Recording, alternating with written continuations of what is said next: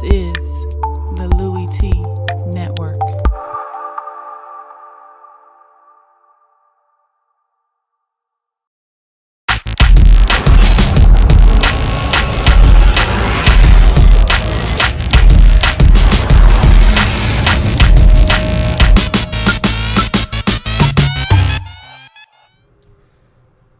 Welcome, all my fellow Redskin brethren and sistren. I am your man and resident Redskins fan, Lou. Thank you for joining me here on the Redskins Report Live. Quickly wanted to come and give you my 53-man roster projection for the 2017 season. Now, I want you to keep in mind when you're talking about a roster being assembled at the end of the preseason, and this is a different year for the Redskins because, or every team in the league for that matter, because the league got rid of the 75-man roster cut and just one cut. Normally there's a process that you go through from 90 to 75, from 75 to 53. This year the NFL said, look, there's no reason for that, and I'm glad they finally did away with that because what's the point? Okay, maybe a guy jumps onto another roster after the first wave of cuts, but generally those aren't the guys that are going to get picked up. It's the guys that make it to that final cut that are going to end up on another NFL roster at the end of the day. But bottom line is you're going straight from 90 to 53 this year. And so I wanted to come and quickly shed a little bit of light as to what I think is going to occur. And again, I hope I'm wrong in certain instances because there are certain guys that I want to see make this football team. But what I was going to say to my earlier point, this isn't a final roster necessarily, okay? There are other guys from other teams that are going to get cut. The Redskins will have their eyes on that they may pick up. And a guy that barely made the roster, the back end of this 53-man roster, may find himself on the outs, and they'll bring another guy in from another team that may have been cut that the Redskins like more than the guy that they already have on their football team. So none of this is etched in stone. Like I've said many a times, you basically know about 48 of the 53 guys that are going to be on the roster. Okay, we can sit here and there will be no debating about 48 guys. It's the last 5, maybe 4, maybe 6 roster spots, but generally there's about 5 roster spots up for grabs at the end of the day. And so this is no different. I think we could probably even narrow it down to about 50 players where we know 50 of the 53 and there's only 3 roster spots legitimately up for grabs with this Redskins football team. And that's usually a sign that your team is getting better. When you're having a tough time deciphering 10 players at the end of your roster, you have a problem. And that's not where we are in our journey now as a football team. We were there when Mike Shanahan first came on board. I mean, we were cutting players that we knew had no business even being in the league, and they would never play a snap for another team on our roster. I mean, we were a really bad football team right around that 2010 time frame. So we've come a long way since Bruce Allen got on board, and I know some of you aren't Bruce Allen fans, but make no mistake about it, since he's come on board, things have started to go in the right direction from a fiscal standpoint, from a roster standpoint. They don't always do things correctly, i.e. the Kirk Cousins contractual situation, but they generally get it right. And so I think we're in a good spot to have a good season with a really good, talented roster. I over-exaggerated the lack of depth on this roster after the first week of the preseason. We had a ton of guys hurt, and that's when your depth is tested. But make no mistake about it. If Jordan Reed, Jamison Crowder don't play in any game together this season, we're in trouble offensively, especially if you throw Josh Doxson in there, which we know we can't count on him right now. He has to prove to us that he's a stable member of this football team from a health standpoint. That Ravens game, we had no Doxson, no Crowder, no Jordan Reed. That's tough, okay? And, of course, when you start relying on the Matt Hazels of the world and Robert Davis, who's a rookie, you're going to have problems. And let's face it, we had problems in that first game, and it was frustrating to see the lack of depth. But when you take away some of the biggest weapons that we have on our football team, it is going to make things tough, and we are going to look very pedestrian on the offensive side of football. That being said, there is depth on this football team. I do like the young talent that we have on this team. I feel like that Phil Taylor injury is really going to sting this year. That one sucks. The Trent Murphy injury sucks. a lot because I thought he was starting to play some of his best football. So we are going to have some costly injuries, and they are going to have an effect on this roster as we go ahead and take a look at what I think is going to happen with the offense first. I think there's going to be 24 players, and normally if you do it the way that you want, ideally you want 25 offensive players, 25 defensive players, and your 3 specialists. In the case of this football team, I think we're going to have 24 offensive football players, 26 on the defense for a total of 50, and then your 3 specialists. So let's go through the offensive players quickly.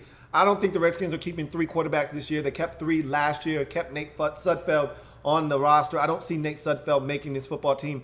And frankly, I think we can sneak him through to the practice squad. I think if the Redskins cut him loose, I think he'll clear waivers and the Redskins will be able to stash him back on the practice squad if they like him enough. But I don't think he's shown enough. He really hasn't had a chance to show enough to stay on his roster. And frankly, both of our quarterbacks, knock on wood, generally stay healthy. Kirk Cousins has been so durable since coming to D.C. And Colt McCoy hasn't been the most durable quarterback throughout his career. But I don't anticipate him playing that much, if at all, in the 2017 season unless we get into a blowout situation or some mop-up duty, and then he can get in the game. But in any event, I feel like we can count on Colt McCoy for a 2 or 3 game stretch if need be to stay healthy. So we don't need a third quarterback eating up a valuable roster spot. 3 running backs on this football team: Robert Kelly, Chris Thompson, Samaje Perine. I don't think Matt Brown is going to make this roster, sadly. He just never gets enough opportunities. We know Matt Jones. Who? Matt Jones is gone. He's been gone. He's just in spirit. He was on this roster. In body, he was on this roster. But in mind, I think we already removed him from this roster in the offseason. So those are the 3 guys that are going to tote the rock for us at the running back position as we move on to the wide receiver position, where I think the Redskins are going to keep 6 wide receivers. This is a position that, of course, Jay Gruden loves. And with the question mark hovering and really surrounding Josh Doctson, you can't afford to just keep 5.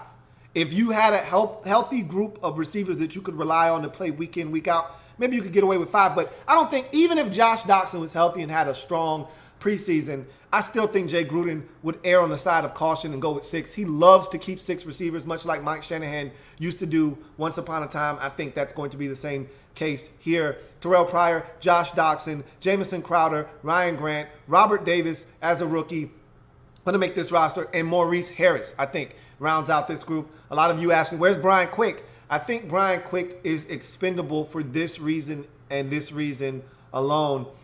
Robert Davis and Maurice Harris are 2 standout special teams players on this football team. Brian Quick is not. Jay Gruden loves Maurice Harris. He says he has some of the best set of hands on the roster. Maurice Harris is a big guy, and I think that's part of the reason why they put him back on punt returns as well, to see if he could do that so that he can have another role to even strengthen his case to be on his roster. I think Jay Gruden loves Mo Harris, knows what he's getting out of Mo Harris, and I think Mo Harris is going to make this roster yet again. Robert Davis, a core special teamer. I think that he's going to be one of the gunners to start the season off. Him and Fabian Moreau looked like the 2 gunners on the outside, and we saw what Moreau is capable of in the second game of the preseason versus the or third game of the, or second, I said it correctly, versus the Ravens, where he was just a standout for us. So those 2 guys are going to make the roster based off of their special teams merit. And I think Jay Gruden is comfortable with Mo Harris being out on the football field like he was a season ago. I don't think Robert Davis necessarily is a guy that's going to get a ton of offensive snaps, but just his special teams prowess alone, I think, is going to allow him to get the edge over a guy like Brian Quick.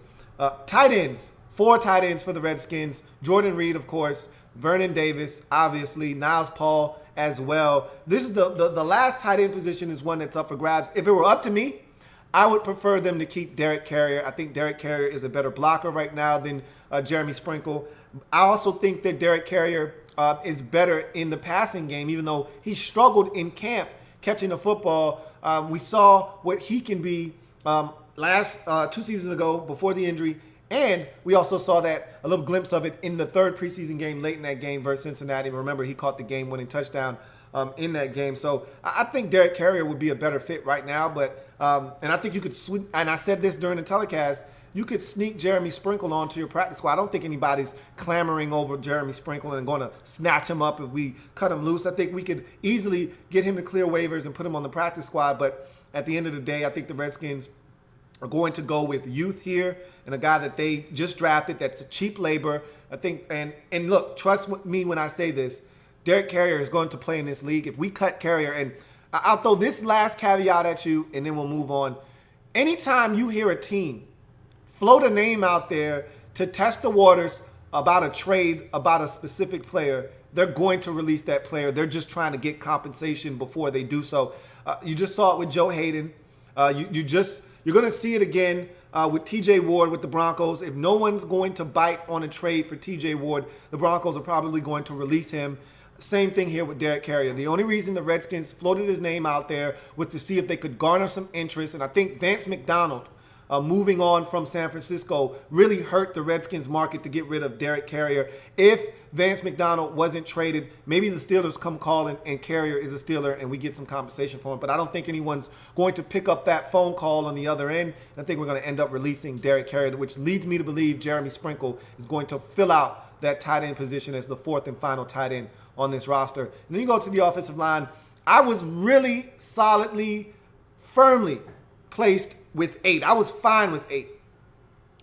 But I remember the Giants game from a season ago and how desperately we needed more offensive linemen. You're only going to dress 7 on most game days, the 5 that start. Then you got a swing tackle and a guy that can play the interior positions of both guards and center. So generally, you're only going to keep 7. So I don't know of the necessity to have 9. And I think if you're looking to trim off some fat, I'll tell you the guy that's going to probably be the odd man out when it's all said and done. But in any event, I think they're going to at least keep 8. I'm going to go with 9 just to be on the safe side right now. 2 backup tackles, 2 backup interior offensive linemen. But specifically, Trent Williams, Sean Laval, Spencer Long, Brandon Sheriff, Morgan Moses, of course, the starting 5, obviously on this roster. Then you get to the 4 backups. Chase Roulier, who I thought was tremendous versus Cincinnati. That guy is a lock to make the roster. So is Ty Nsekhe. He's one of the better backup swing tackles in the league. So that's 7 offensive linemen. This is where you get into that kind of tricky danger zone here. Kyle Calais is a guy that I think the staff really likes. It's between him and Tyler Catalina. I think they're going to go with Kyle Calais when it's all said and done. Also, Vincent Painter is another tackle. I'm not a big Vincent Painter fan. I think he's a guy you can do without. And I think you could easily roll into the season with 2 interior offensive linemen and Ty Nsekhe. However, I think they're going to be on the safe side. They're going to go with the extra tackle just in case something happens. Trent Williams gets suspended or Morgan Moses goes down to an injury and all of a sudden Ty Nsekhe has to go into the game and then you need another backup to be on the roster on game days. So I think they're going to stay with 9 just because they don't want to lose Vincent Painter if they allow him to hit the market as a free agent. So I think they're going to go with 9. I wouldn't have a problem with 8, trimming off the fat and getting rid of Vincent Painter, but we'll see what happens. I think Vincent Painter is a guy that's going to make this roster when it's all said and done. Let's go to the other side of the football. On the defensive side, I look at the defense and the specialists. We'll talk about the specialists, which there's nothing to really talk about. There's 3 guys that you know are going to make the roster. Tressway is the punter, D-Hop, Dustin Hopkins as the field goal kicker, and of course, Nick Sundberg as the long snapper. Those are locks, not up for discussion. There weren't even other guys in camp at those positions, so you know those 3 are definites on this roster. But let's look at the defense because I think there's some interesting discussions to be had on the defensive side of the football. I think the first interesting discussion starts along the defensive line. I've got 7 defensive linemen. I look at it like this. Had there been a healthy forgot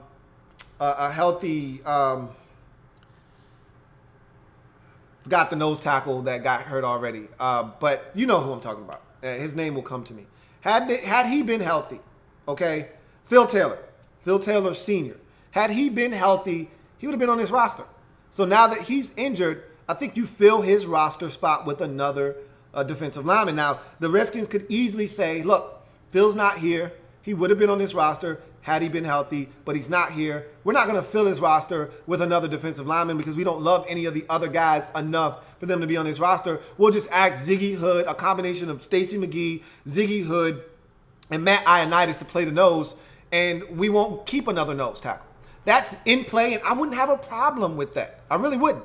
But in my mind, you were going to keep Phil Taylor if he was healthy, and that would have given you 7 defensive linemen, because I think Anthony Lanier is going to make this roster. So if that's the case, then why not keep another defensive tackle, a nose tackle, in that spot? But there's a case to be made, and we'll talk about that a little bit later, as to why you wouldn't. But I'm going with 7 for the time being. Terrell McClain, Stacey McGee, your 2 offseason acquisitions, they're going to make this roster. There was a little bit of talk I heard, which to me was preposterous and asinine, that Terrell McClain wasn't going to make this roster. I don't know where that came from, but that is just garbage. He's not going anywhere. He's on this roster, as is Jonathan Allen. Ziggy Hood also going to make this roster. Anthony Lanier and Matt Ioannidis are the guys that I think are firmly on this roster. Joey Mbu is a guy that I think is going to make the roster because of Phil Taylor's absence, even though I personally would like to see A.J. Francis get that spot over Mbu. I think Mbu played more in the preseason, which is indicative, and earlier than A.J. Francis did, which is indicative of a guy that I think they like a little bit more. So I'll go with Mbu, even though I'm more of an A.J. Francis guy myself. Frankly, if they didn't keep either one of those guys and put them on the practice squad, yet again, I wouldn't have any issues with that. And they decided to keep, let's say, another safety, I would have no issues with that whatsoever. If they went with 6 D linemen and added an extra safety, I would be all for it. But right now, I'm going with 7 defensive linemen. Linebacker. The reason you're going to have so many linebackers, you play a 3-4 defense, a base 3-4, first of all. But second of all, your core special teamers, the vast majority of them are going to be linebackers. They're going to be on all special teams, so you're going to need a ton of depth at linebacker. And so you got 9 linebackers. Ryan Kerrigan, Ryan Anderson, Preston Smith, Junior Gillette, and Chris Carter are all your outside pass rushing linebackers. Chris Carter is the exception here. He would not have been on this roster if not for the injury to Trent Murphy. If Trent Murphy were available, Chris Carter would be the odd man out. But obviously, Trent Murphy gone for the season. Chris Carter benefits from that. I think he's going to make the final 53-man roster. And I think you have to keep a guy like Chris Carter, who I wasn't overly impressed with per se, but he did flash. But bottom line is you still can't trust Junior Gillette to stay healthy. As much as we want to count on Junior Gillette, we've still only seen him in 1 preseason game for this football team. And so because of that, you still got to keep an extra body around just in case. And I think Chris Carter is going to be that guy. So it's 5 outside linebackers. And then you got 4 inside linebackers. And I like every single one of these guys. Zach Brown, Mason Foster, your 2 starters. Will Compton is a guy that's going to see the field. And I think Martrell Spate really showed why he was a mid-round pick for us a couple of years ago. I think he's past the concussions now. He's healthy. And boy, is he making plays and running around the field. So I like Martrell Spate, and that's another guy going to be inside at linebacker for a total of 9 linebackers when it's all said and done. When you go to the secondary, I'm looking at 6 corners and 4 safeties. And I think you have to keep 6 just because of the way they've played. And I think the biggest acquisition in the secondary wasn't a player, but rather a coach. Torian Gray, coming over from Virginia Tech, is doing a phenomenal job with these corners. I couldn't quite put my finger on it, and there was a commenter that said, look, man, those corners are going to be coached up well because of Torian Gray. And I went and did some homework after I got that comment from one of the viewers. And he's spot on, man. I think that is the direct correlation between the more aggressive approach. We're not seeing soft and off this year. We're not seeing guys 7 yards off, giving up a cushion. Guys are in the face of these receivers. It's tight man coverage. They're right there when the ball, even when A.J. Green caught that pass on Bashad Breeland, even when A.J. Green caught that pass on Josh Norman, they were tightly contested footballs. Guys were right there, and I love it. The one thing I can't stand is on 3rd and 4, and a guy playing 7 yards off and giving up the easy underneath completion for 5 or 6 in the first down. You're not seeing that. And I think there are some guys that are standing out at the cornerback position, and so it's going to make it tough on the staff to cut. And I think you cannot afford to cut a guy like Joshua Halsey, who is at the back end of this group, because he's not going to clear waivers. He's been so impressive in camp. And I told you I liked him. I told you I expected him. When I did the draft wrap-up for this Redskins football team, I said Joshua Halsey is a guy that I like in the 7th round that I fully expect to make this roster. I did not think that Robert Davis would make this roster. I said Joshua Hosey, mark my words, will make this roster. And he's proven me right. He's been aggressive. I love him as a blitzer. I love him in the slot. And I think he's a guy that could easily see some snaps if Kendall Fuller can get his act together this year. I like Joshua Hosey a lot. And I look at this group of Norman, Breland, Fuller, Moreau, and Dunbar. Those guys are locks. Hosey is a guy that I think you can't afford to cut loose either. And so that's where you get your 6 corners from as we go to the safety position. And this is an interesting group here. I've got 4. I think this can be stretched out to 5. And I think ultimately it will be stretched out to 5. But DJ Swearinger, Sua Cravens, DeShazer Everett, who is playing like a madman right now and making it tough on the coaching staff that when Sua Cravens is healthy, DeShazer Everett is like, look, I need to be on the field in some capacity. I don't know what they're going to do there, but the way he's playing right now, I could easily see DeShazer Everett holding on to that starting job once Sua Cravens is healthy and ready to go. But in any event, DeShazer Everett and Monte Nicholson round out the safety position. Now, those 4 are definitely on the roster. Here's what you have to consider. Fish Smithson, the guy that caught the pick versus Cincinnati late in that ball game, and Will Blackman are guys that have a legitimate shot of making this roster. Now, which one does the coaching staff value more? I personally would like to take a shot on a young guy like Fish Smithson. I think Will Blackman, if you're not going to play him underneath as a slot and you're trying to make him into a safety, I would like to see Fish Smithson get an opportunity. Now, here's how he can get onto the roster. You can eliminate Joey Mbu's roster spot and delegate that over to the safety position. That's one way to get him onto the roster. Or you could eliminate one of the corners like a Halsey and then add that to the safety position. I personally, if you're going to add another safety, I don't have a problem with you deleting one defensive lineman. And if that guy's Joey Mbu or Anthony Lanier, I would personally love to keep Lanier and go ahead and move on from Mbu and put him on the practice squad like he was last year. I would be all in favor of that if you feel like Fish Smithson is a guy that you can't sneak onto the practice squad with. If you think you can get him on the practice squad, and I don't see why you wouldn't be able to, then I think you can go with this setup here. Halsey isn't making it to the practice squad. Someone's going to snatch him up if they don't sign him and keep him on the 53-man roster. So I think that's a situation where you got to hold on to your 6th corner, and at the safety position, you can sneak a Fish Smithson onto the practice squad. And Will Blackman, look, when we picked him up, he was available. All right, we picked him up off the streets 2 years ago. I think he might still be there. But you know how this league is. They've seen Will Blackman now. He's performed well for us in some spots.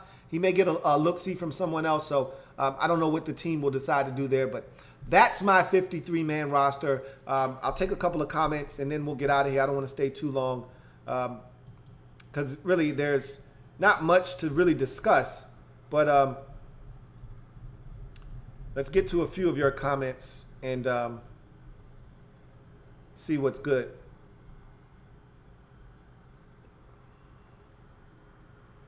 The practice squads, Blackbird Blitz says, how long do we have for final practice squads and live rosters? Saturday is when the cuts will be made, and you'll know about the official 53-man roster. Again, these things fluctuate because at the end of the day, teams are going to release players that other teams have their eyes on, and 53 guys could be on your roster, and then the last 3 that make the roster can get cut instantaneously while they sign 3 more guys that they like from another team. So you'll probably see at the end of the day the final overall 53-man roster probably by Sunday. Ouija HTTR says Nate Sudfeld and Ryan Grant are holding up roster spots. Ryan Grant isn't going anywhere. Jay Gruden loves him in the run game as a run blocker, loves him as a tough guy, and he does exactly what Jay Gruden asked him to do, and that's Jay Gruden's exact words. He's comfortable. He trusts Ryan Grant. He's not going anywhere. Nate Sudfeld, I think his days of holding up a roster spot are numbered. I think he's going to be cut this year. Jonas McConan says, I think the Redskins are going to cut Robert Davis. Jay is hiding Davis by not letting him play much in the preseason. That's a possibility. A lot of times when you see a guy not being played, it's because you don't want to expose his skill set to the rest of the league so that teams can see what he's about. Obviously, with a rookie like Robert Davis, there's tape on him from college. If you liked him as a player, then you would obviously give him an opportunity if you liked him at Georgia State. But I don't know if they're hiding him necessarily as much as they're just trying to get other guys reps. Bottom line is, I know that he's a core special teamer right now. They love his speed on special teams. And I think because of that fact, I think he's got a legitimate shot at making this roster. But a lot of times when you see a guy not playing, they are trying to hide him because they're trying to sneak him onto the practice squad. So that is a good point. And you haven't seen a lot of Davis this season in the preseason, but I think it's just because I don't know if they really think he's ready to play and contribute as much on the offensive side of football. But I know he's been a huge contributor on special teams thus far. Sean A. McGee says, just say no to Vincent Painter. I would prefer him to not be on the roster as well. I think that we can get away with 8 offensive linemen. But anyway, we'll see what happens. We'll see what happens there.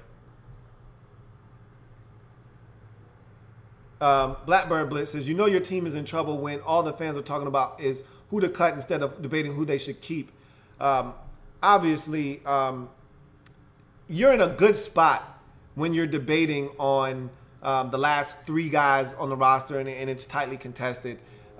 When you've got 7 or 8 spots up for grabs, generally that's when you're not a good football team.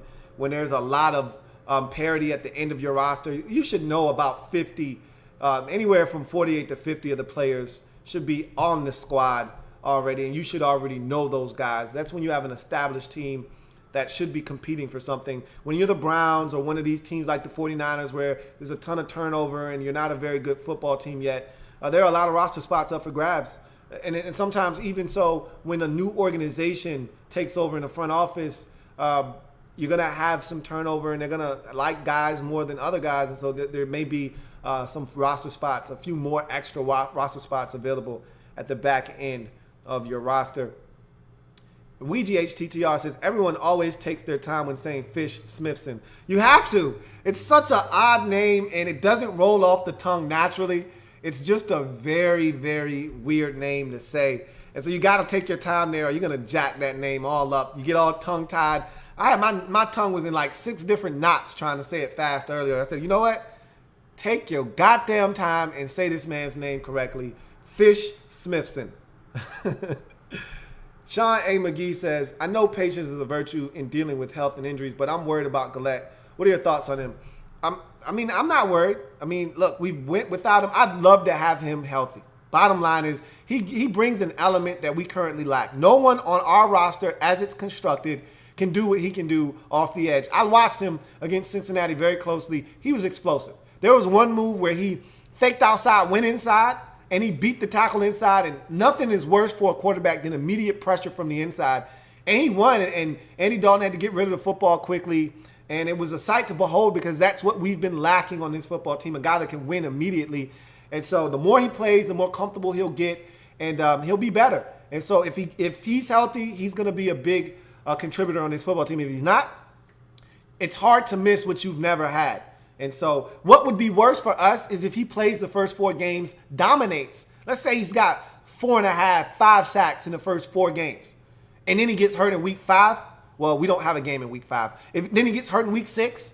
That would be something that would be catastrophic because then you would have gotten used to seeing that pressure. And then you get accustomed to a guy that can get to the quarterback consistently, and then he's taken away from us. Right now, I'm still in the same mindset that I've been in the last 2 years, which is you can't miss what you've never had. And so I want him to stay healthy. I'm not nervous. What happens, happens with Junior Gillette at this point.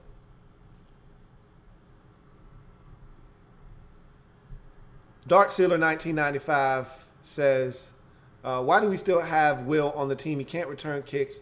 It makes me want to throw it when I see him, but overall I like the roster. I think he's about to get cut. I really do. I'd be very surprised if Will Blackman's on this football team.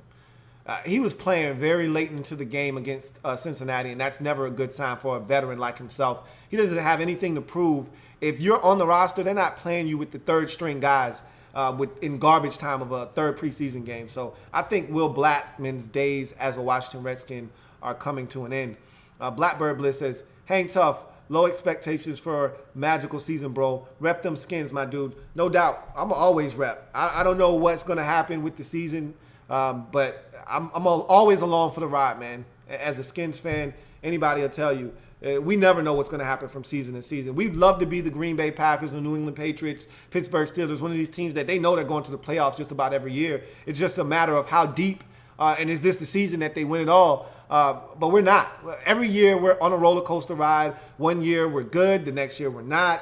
And hell, last year was the first time since 1991-92 that we had back-to-back winning seasons. That's how inept we've been as a franchise. So as Redskins fans, we know the drill. We know the drill. We know the routine, and we're just going to go along for the ride wherever it takes us. Dark Sealer 1995 says, what went wrong with Matt Jones? Is it speed, power? I just think he can't find the holes. His vision is suspect. I was wondering your thoughts. I never was a Matt Jones fan. I always thought that he lacked vision. I thought he lacked true running back feel. Even at his time at Florida, he was never the number one guy at the running back position. I think that Scott McCloughan fell in love with his size, his combination of size, power, and speed, but we never really got to see the power. He would rather run around a guy than run over a guy, and that was probably one of his biggest problems here in Washington. Scott McCloughan thought he was a Marshawn Lynch clone, and he happened to be nothing like Marshawn Lynch, because Marshawn Lynch would much rather run you over than run around you. He can run around you and will run around you, but if you're in his way, he'll just run you over, and Matt Jones didn't have that in him as a football player. JS Sports Car says, what do you think about Lyndon Trail? He's a big, long defender as a rush outside linebacker, but I just don't expect him to make this roster. WeGHTTR says, enjoy that vacation, bro. It's been a fun off-season. Indeed, we'll be back. We'll chop it up. I'm definitely going to enjoy this vacation. It is much needed. Dark Sealer 1995 says, I'm a Steelers fan, but I want the Redskins to do good because I believe in Cousins and his offense. The only thing I worry about is the D-line, but I believe the roster is good. I think this roster is very improved. We'll see how much so once the season gets underway, but I like what I'm seeing from this football team in terms of improvements. Sean A. McGee says, why can't my man Mac Brown get any love? It's time for a promotion, don't you think? I think it's time for us to just let the man go. That's what I really just let him go and see if he can find work elsewhere. He deserves to have an opportunity to play for someone. If we're not going to give him that chance here, just let the man go and see if he can't find an opportunity. I feel like they're squandering some good, solid years of Mac Brown. Someone else could be utilizing, and we just keep squandering this man on our practice squad. Obviously, no one else wants him. That's how he ends back up on our practice squad. But it's hard for him to get a look-see from another team when we keep holding him back and not giving him touches in the preseason. It's hard to show what you can do when you don't get opportunities to tote the rock. So we'll see what happens. But in any event, man, appreciate you guys joining me. Gregory Lightbody says, what do you think about Nico Marley? I think he's a little bit undersized, and I don't think he is a guy that's going to make this roster. We have enough guys at the linebacker position. Had there been another injury or something to that effect at the linebacker position, maybe he's a guy that could have stuck on this roster. But I think in the end, I think we have enough depth at inside linebacker that he will not make this roster. So at the end of the day, it's going to do it for the 53-man roster. We'll see what happens at the end of the day. You're really looking at 3 or 4 guys that we're really talking about. And honestly speaking, 2 of those 3 guys that actually make the team at the end of the day probably aren't going to make the team because some other players on another roster may get cut and the Redskins may look and say, hey, we might have found our new Phil Taylor replacement off of this team's roster. Or, hey, we've just found ourselves another fill in the blank on this roster. So we'll see what happens. TJ Ward comes available. We don't need another safety, but who's to say the Redskins don't say, hey, TJ Ward, hey, come join our team. You just never know. I don't see that being the case. I think they're happy with what we have at the safety position, but you just never, ever know. In the National Football League, I am a Redskins fan, etched in burgundy and gold. Redskins spirit will never die. Redskins spirit will never fold. Until we meet again, hail to our beloved Redskins. JS Sports Cards says, what do you think about Breland this year? He's looked damn good in camp. I think the confidence and the swag is back. We'll see if he earns his nickname back because, frankly, I'm tired of calling him Bashad Breeland. I want to call him Vitamin B again, but he's got to earn that back from me, and he looks the part in preseason. I thought he had a tremendous game versus Cincinnati, and if that's the guy we're getting, and really he's been pretty solid all preseason long, if that's the guy we're getting, look out. Teams could be in trouble this year. James McMillan III says, how long do you think Preston Smith keeps Anderson at bay? Not very long, but you're going to see these guys rotating in and out of the lineup. So he's got to stay healthy. Ryan Anderson missed the last 2 games with a stinger, so he's got to stay healthy. That's the number one. Availability is the best ability, and right now he hasn't been available. But I think they like Anderson's physicality and toughness at the point of attack. They're all going to see the field. Preston Smith, Anderson, Kerrigan, Gillette, they're all going to see the field in some capacity, some way, shape, or form. So it doesn't really matter. And Dark Seal 1995 says, do you think the Redskins should go after TJ Ward? I don't think they will. I wouldn't have a problem if they did, but I don't think they will, just because, like I said, I think they're content with the safety position that they have. And TJ Ward is going to cost money that I don't think the Redskins will be willing to spend on a guy. If they were desperately in need of a safety, like, say, last year, oh, my gosh, Ward would be the first priority if he got cut. But I think with the emergence of DeShazer Everett, Stuart Craven's young player, second-year guy, first year at the safety position. You just signed DJ Swearinger. I think they really like Monte Nicholson. I know I do thus far in what I've seen. I think they feel good about the safety position. I don't think they're going to go after a guy like TJ Ward. But in any event, that's going to do it for me. I thank you guys for joining me. We'll reconvene sometime next week. As we know, the season gets kicked underway next week. And so I'll enjoy the weekend. I know you will enjoy yours as well. And then we'll come back and reconvene next week. I'm your man, Louie T, signing off. See you next time. Have a good one.